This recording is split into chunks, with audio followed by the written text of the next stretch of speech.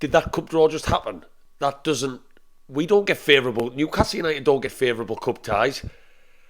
I think there's plenty mum's going to be getting called because Wembley is looking a little bit closer and they're not going to be putting the tea on, I don't think. It's the cup draw reaction, so stick around.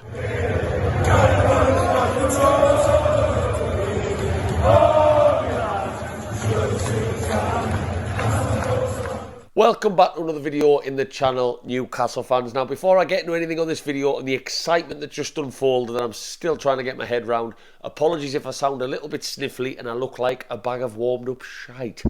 I've been in bed most of the day today, not feeling 100%, but obviously after everything that's unfolded tonight with the cup draw, I had to jump on and do a video. I'm still calming down. I've used every little tiny bit of energy I've got to jump up and down in the living room at that cup draw. Now, I don't know about anyone out there watching this, no disrespect to Southampton, but Newcastle normally in these situations do not get anything favourable. And I think Man United, it's fair to say, the strongest team still in there after Man City's shock defeat, which I watched a fair bit of that game, still can't get my head around that one. But even when I was watching Man City getting beat, I thought, something's written in the stars here. And again, I'm not jumping the gun too much, but Southampton, yes, they put in a very good shift tonight. Fair play to them.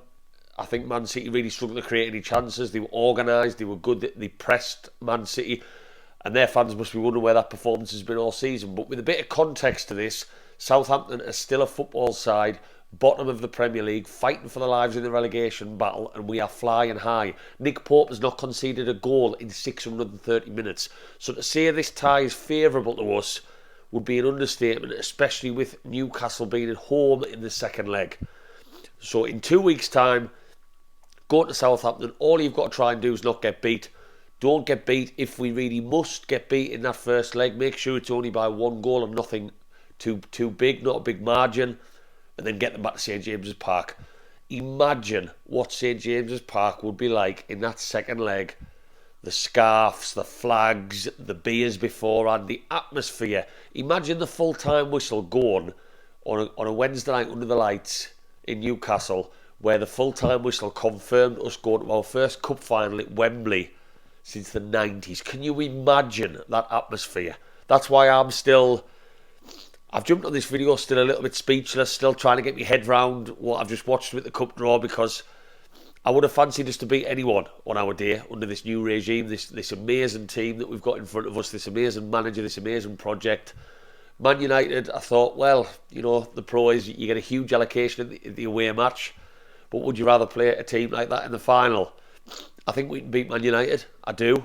We came close enough at Old Trafford earlier in the season with that 0-0 draw. But Southampton across 2 legs with the home leg as the second one is a very favourable tie. We've already gone down to St Mary's, don't forget, and won 4-1. We are the favourites going into this. Eddie Howe knows how much this match will mean to every single Newcastle fan, every single person in the city and associated with this football club. Biggest in our recent history. So he will make sure that they are well oiled, well drilled for this game.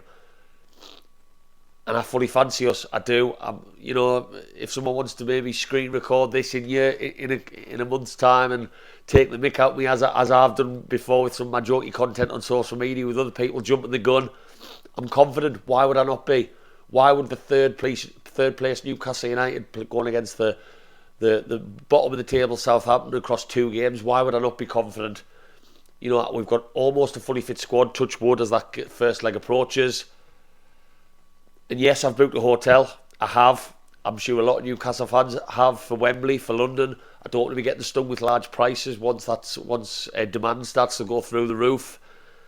And I'm just daring to dream. And we all daring to dream now that cup tie's been made. I celebrated that cup draw like we'd won something. Like I just watched an injury time winner go in at the Gallagher end. That's how I celebrated that cup draw. And again, none of this is any disrespect to Southampton. This is me getting excited that not only Man City got knocked out, but we were given a slightly more favourable time than maybe if we did get Man United. I know Nottingham Forest were in there as well. That would have been a favourable tie. But I'm fully backing us, and I'm still trying to get my head round the possibilities under this team and where we can go now. I'll be doing everything in my power to get a ticket for that first leg down at Southampton in a couple of weeks. It's a very long trip, but it's one we'll sell out. We're very good away from home. As I say, we've already gone there and caused them a hell of a lot of problems. We've got Isak coming back from injury. Maximin's now hopefully on the road to some sort of form and fitness. So our squad depth's looking a bit better. We may have a couple of new recruits by then because it's almost the end of January. And just with that second leg at home, I'm fully backing us. And I'm going to try and go to sleep tonight and not think about those scenes at St James's Park, which might be on my birthday, by the way, with the full-time whistle blown, the rejoicing, the celebrating in town after. It'll just be unlike any atmosphere or anything I've seen in my 30 years on this planet supporting Newcastle. And yeah, sorry if I seem a little bit all over the place with this video. It's just because, like I say, my head is full of gunk and I'm feeling like a bag of shite, but also I'm still processing the possibilities of what we could be seeing. Please, Newcastle fans, let me know your thoughts in the comments on the draw, whether we can get to Wembley. Have you got your hotels booked? Let me know in the comments. And I'm going to try and go and get some sleep off this bug or whatever the hell I've got, but also try and wrap my head around the fact that we are now just 180 minutes against the team we've already beaten this season. 16 places below us in the football, in the Premier League, across 2 legs. My God, I've already rang my mum tonight and told her not to put the tea on. She hasn't made me tea for a very long time, but she knew what I meant.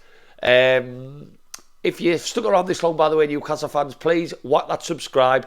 Give us a little like. It goes a very long way to getting us in the Newcastle support algorithm on YouTube. And I'll be touching down for more videos to come later in the week, probably as we get into that Fulham game on Sunday. Hopefully not sounding like I've got 2 pieces of tissue lodged up each nostril.